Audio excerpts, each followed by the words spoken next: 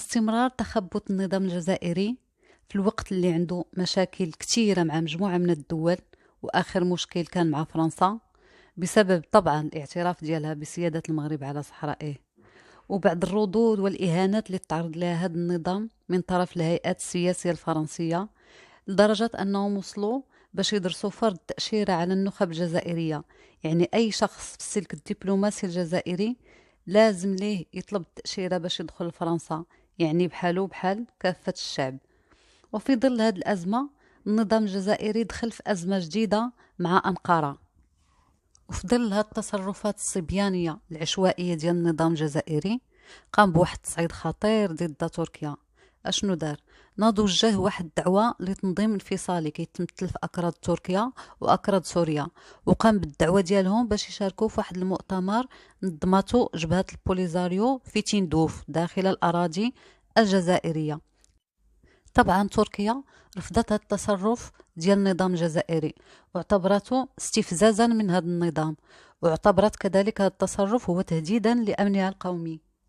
ولكن كان واحد الرد ناري من نائب تركي، قال واحد الرد خطير جدا ضد الجزائر، حيث صرح وقال في البرلمان التركي، قال بصريح العبارة: الدولة العثمانية أخطأت عندما باعت سنجق الجزائر لفرنسا، واعتبر أن الجزائريين لولا الأتراك لظلوا عبيدا لدى إسبانيا.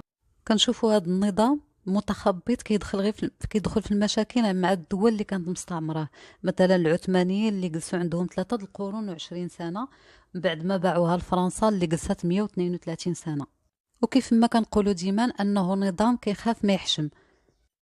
وطبعا في ظل الخلعات القمني وباش يحتوي باش في المحاوله زعما لاحتواء الازمه بين تركيا والجزائر والخوف من تركيا، ناض السفير الجزائري في أنقرة عمار بلاني، هذا أصلا كيعادي المغرب بزاف، وخرج بيان رسمي كاين فيه صحة هذه الادعاءات.